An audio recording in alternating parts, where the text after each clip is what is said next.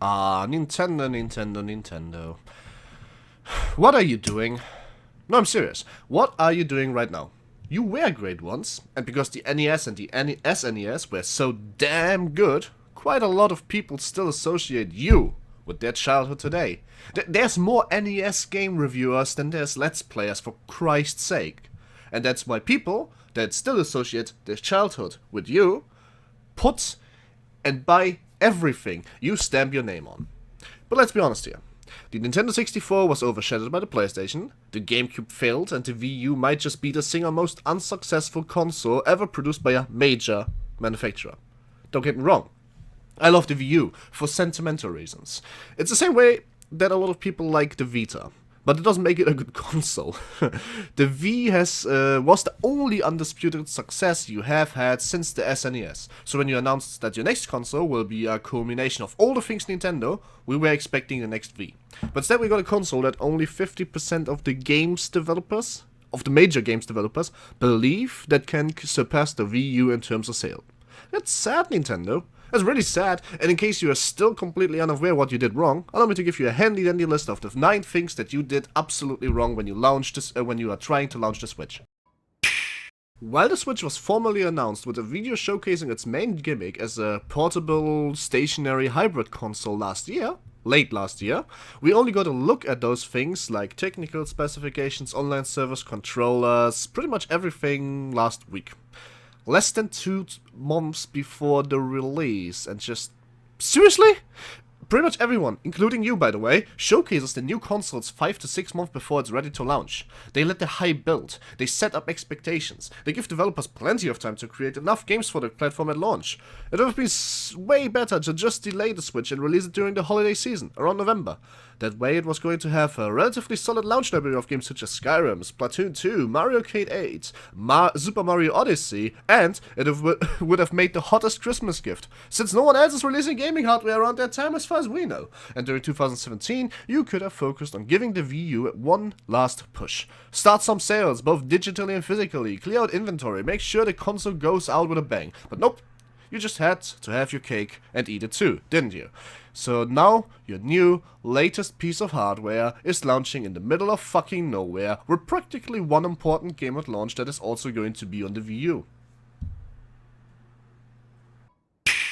When the Wii launched, it distinguished itself by being cheap as fuck. I mean, during a time where the PlayStation 3 was selling for $599 and the Xbox 360 wasn't that far behind, you guys said screw it and released the Wii, with an incredibly addictive Wii Sport as a $250 bundle. And that was incredible.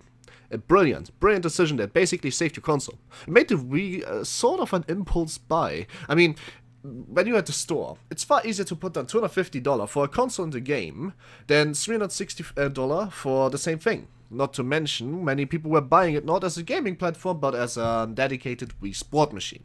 You really think old people would have bought the Wii if it was more expensive than that? At $350, the console in the game, though, most casual shoppers are going to think twice before picking it up.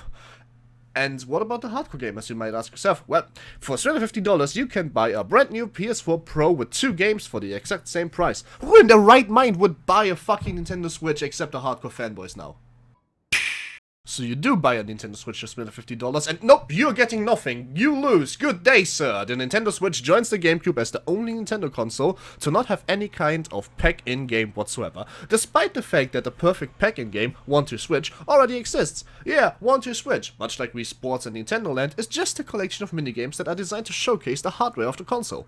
There's literally no reason why it shouldn't come bundled with a console. Keep in mind that while the PlayStation and Xbox brands are aimed at older demographics, so they can get away with not having a pack-in game, Nintendo consoles are primarily aimed at kids. So what happens when a clueless parent buys a Switch for a 6-year-old, but they forgot to buy a game, and now the console does nothing but turn on and look pretty? Seriously, there's absolutely no excuse why the game wasn't included in the package, and while I'm pretty sure that big publishers and sale houses such as GameStop are going to include some kind of bundle eventually, they're just fixing your fuck-ups. And speaking of things that there are no excuses for, remember how Sony tried to overprice every single Vita accessory there ever was, like its memory card, and that ended up killing the handheld? Well, apparently that's a super fantastic idea because the same thing is happening with the Switch.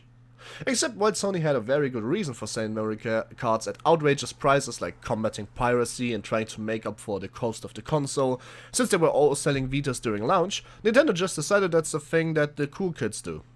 A docking station for the Switch is going to cost you $90. Yes, $90. That's almost as much as 2 games for something that essentially just charges the console and exports to HDMI.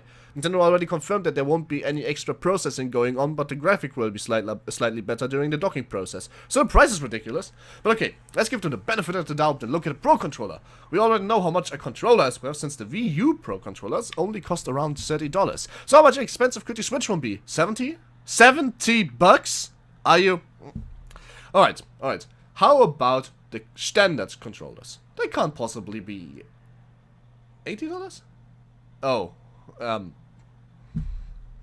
wow. Now, I don't play a lot of handheld games, admittedly, but I actually have a friend who is super into gaming on the go. My buddy Raiden, who is currently writing the script for me and can make me say all the stupid things he has in his small little head. Snap, Crackle, Pop, Virginia is a good game, and The Spirits Wizard is the greatest sci-fi movie of Stop, Raiden. He knows precisely that I have to read scripts while I'm narrating them. Anyway, he can tell you that basically the single most important part of any mobile platform, way above things like graphics, is battery life. Raiden loves his Vita and takes it pretty much anywhere, since it tends to last him a good 4 or 5 hours at the very least, depending on what game he's playing on it. And whenever that system is on standby mode, he can easily go for weeks without the battery being all drained, while also suspending the game and allowing him to pick up where it was. On the other hand, Raiden never takes his 3DS outside anymore, because the battery seems to drain after about 2 hours of play, and just a few hours on standby are enough to make the red light blink. If he wants to keep his progress, he pretty much has to keep it constantly connected to a charger. Everyone was hoping the Switch would learn from the 3DS mistakes and correct battery issues, but nope. According to both Nintendo and reports, the battery lasts for about 2.5 hours up to 5 hours while playing something like Zelda. And if you know, batteries tend to degrade and get worse over time. So if you get 2 hours at the launch of the console, imagine owning it for 2-3 years. I guess you barely get 10 minutes of gameplay before it shuts off. For the longest time, Nintendo consoles were known for having the absolute worst imaginable online service, requiring the exchange of friend codes to play, being slow and somewhat laggy, and basically everything else that could have gone wrong went wrong. The only saving grace was that it was for free. So going to the new generation with the Switch, Nintendo announced that, much like Sony and Microsoft, they're going to start charging for online play, which I guess is fair enough. They couldn't have stayed free forever. The money is presumably going to improving the stabilities of their servers. So honestly, yeah, sure, let's go for it. Sounds fair.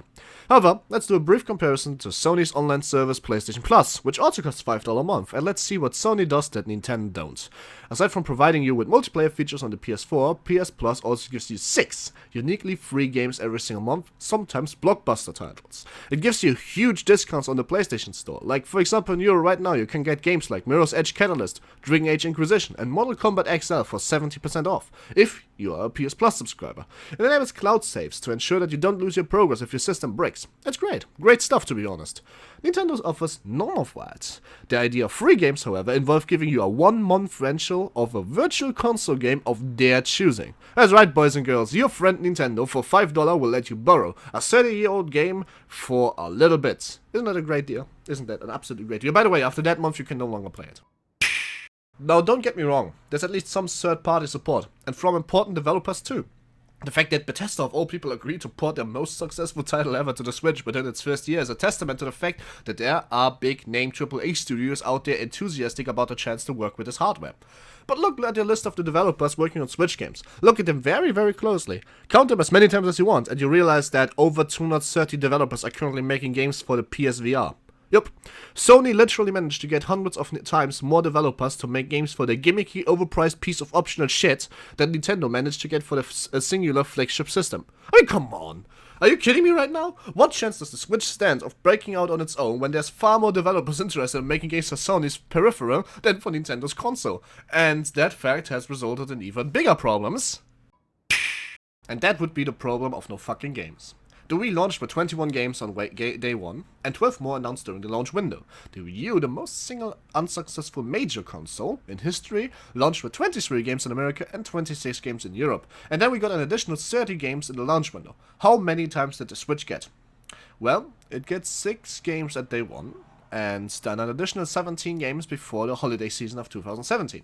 Yes, from day one up about till November, the Nintendo Switch will have as many games playable on its in total than the Wii U had on its very first day. And you know what's the best thing of it? None of those 6 games that the system launches with are exclusive to it. Not a single one of them. The closest thing you get to exclusivity is Zelda Breath of the Wild, but that game's also going to be on the Wii U. So if you already own that, you literally have no reason to buy a Switch until the winter, when Super Mario Odyssey comes out. As a matter of fact, out of all the games announced for the Switch up until now, both those with release dates and those without, I'm literally talking every single Nintendo game has announced currently in its development for the system for release to the next year. Only 13 of them are exclusive to the Switch. 13. And I'm counting games like One to Switch and the equally stupid ARMS among those 13. You know why the Wii U died? It wasn't because it was a bad console, even though it was. It was because it had no games on it. And from the looks of it, Nintendo are doing the exact same mistakes all over again. This time just for the Nintendo Switch. No fucking exclusives. In the first year. 13 of them. You can count that on all your fingers and a foot. And the absolute worst part about the Switch is the fact that it's already sold out. But why is that a bad thing, you might be asking? Surely just because I hate it doesn't mean everyone else does. Here's the living proof that everyone and their mother is loving the console and wants a piece of the sweet, sweet cake. Except not quite! You see, Nintendo has this wonderful tradition of creating artificial demand through lack of supply. Most people wanted a Zelda 3DS. Nintendo only supplied a handful of them. And since they couldn't be found anywhere and drove people to want them even more, leading to them being sold out. People want what they can't get. And as paradoxical and anti-consumer as this tactic is, it worked. From then on else, Nintendo did the exact same thing with their Amiibo figurines and the NES Classic, which earned them quite a lot of flack. Everyone and their mother was pissed about the fact that if you want to play some good old-fashioned NES games like Contra, you had only 3 options. To pay hundreds of dollars to a scalper on eBay, wait and hope that your local GameStop delivers it and doesn't charge almost 10 times the asking price for it, like Walmart, or to provide sexual favors to whatever kid was lucky enough to snatch one in exchange for it. Nintendo, it makes you want to touch children. Now you're playing with pedophilia. And that's just wrong. People were hoping that Nintendo could come to their senses and actually provide reasonable supply to meet Switch's demand. But the fact that only pre-orders are already sold out mere days after they open out means one thing and one thing only. Nintendo doesn't care about us. They never did. They don't care about the consumers, they don't care if we are happy, they don't care about creating the next Wii. All they do care about, however, is they meeting their bottom lining with the lowest amount of effort possible, and that basically made EA get worse, Nintendo get worse than EA. And that's a little bit sad if you think about it. At this bonus point, Nintendo copyright claimed this entire fucking video because of 5 seconds of trailer footage. And you know what that means? That means we had to use my face instead of actual video footage. You know what? The trailer that you released with the express purpose of having it shared around for promotional use was claimed by you. Never changed, Nintendo. Never change. Let's see where the road is going. Like, there's the point. Here's the point of no return, alright? You have passed it. You have passed it. But you keep on going, keep on going, keep on going to see how far the rabbit hole goes.